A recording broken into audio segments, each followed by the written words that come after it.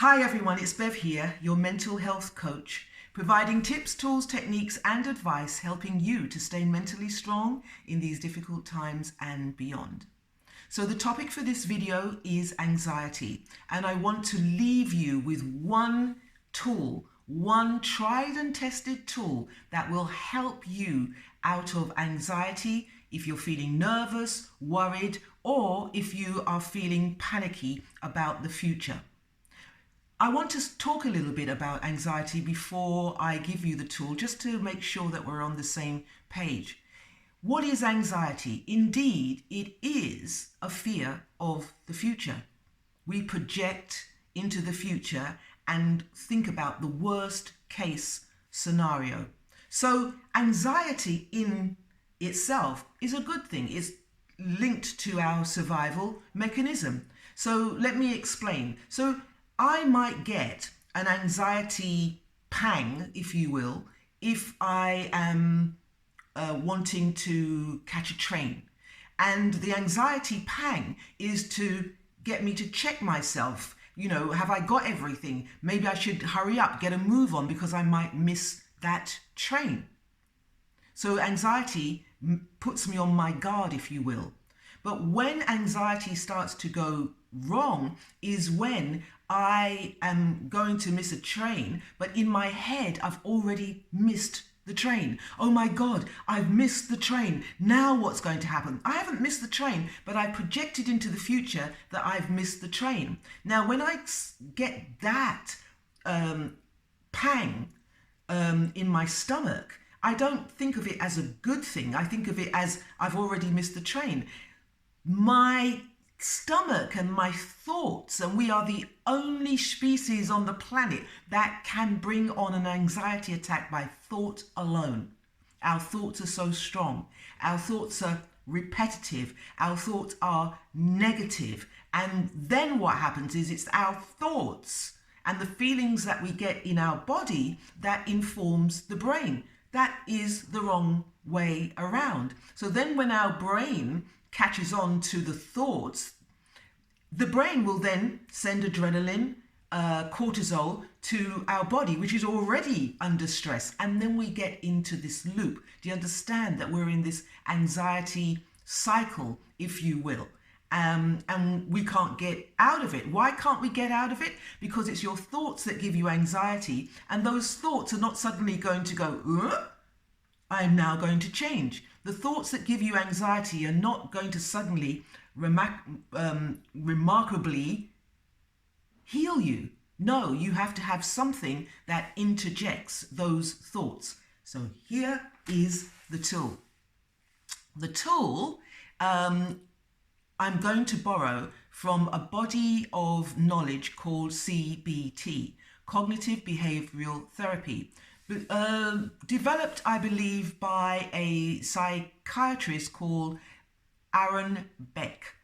And his treatise, his idea was to interrupt those thoughts by overlaying a positive thought or distracting those thoughts until you can think clearly.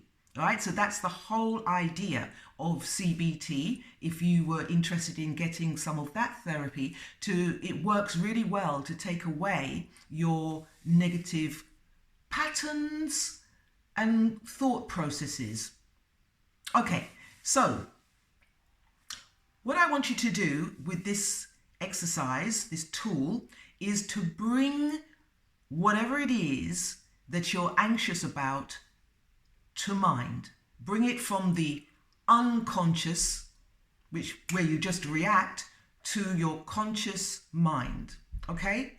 So it may be that you are nervous about getting into trains right now, social distancing. You might have a fear of going back to work, in the supermarkets, whatever it might be. And really don't worry about, oh my God, this is just a small thing.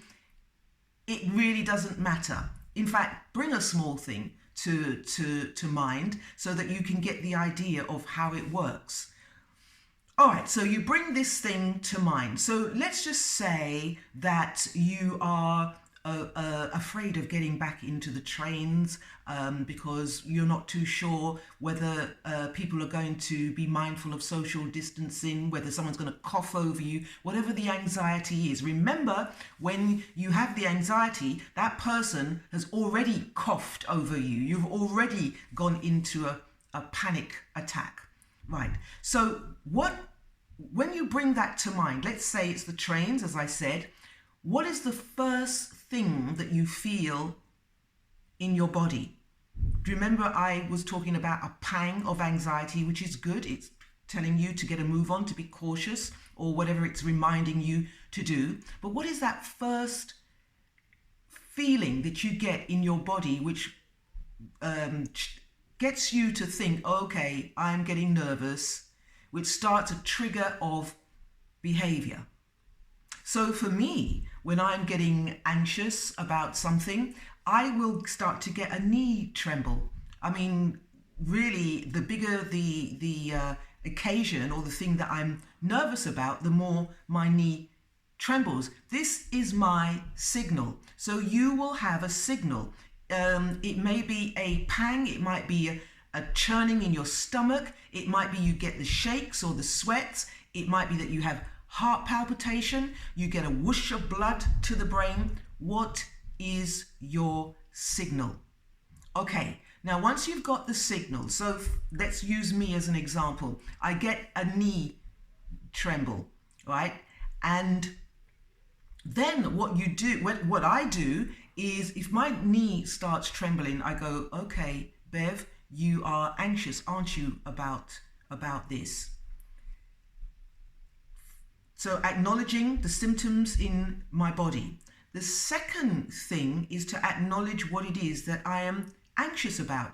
Okay, Bev, so you're going to give a talk to some people that you don't know in a country that you're not sure of the culture. So you see that anxiety is saying, find out about these people, find out about the culture. But if I override that check, then what happens is I go into the downward cycle of, oh my God, I'm not going to be able to cope, or I've already flopped. I've already tripped over the overhead projector, landed on my face, and I've got a bad leg now, a gammy broken leg.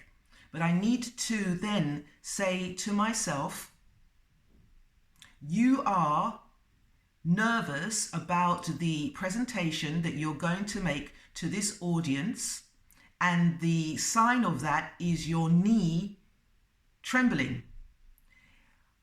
However, this is 3 now. How will you feel when you've done the presentation?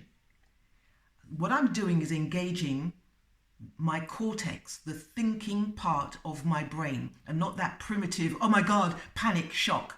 So I say to myself, how will I feel? How will I feel? It's really important to say, how will you feel? Because if I say, I'm calm, no, you're not, because, no, I'm not, because my knee's trembling, right? I'm going into my panic. So how will I feel after the presentation? Then your brain will say to you, you will feel calm. You will feel in control. You will feel as if you can breathe.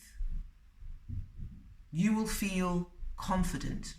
So what you're doing by talking about the future, which is the panic for you, you're actually interrupting those negative thoughts and projecting positive energy, positive thoughts into what you imagine could happen. So when you're saying to yourself, you will feel calm, you will feel in control, you will feel as if that you can breathe, and you start to breathe, you will calm down. You will feel in control. You are feeling in control.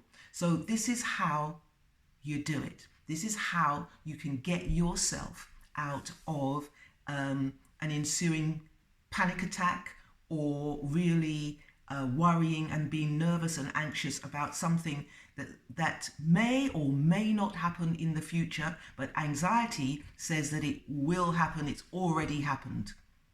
And your body then reacts in that way. So that's my tool, and try it, use it, get familiar with it. It works. Until next time, stay safe.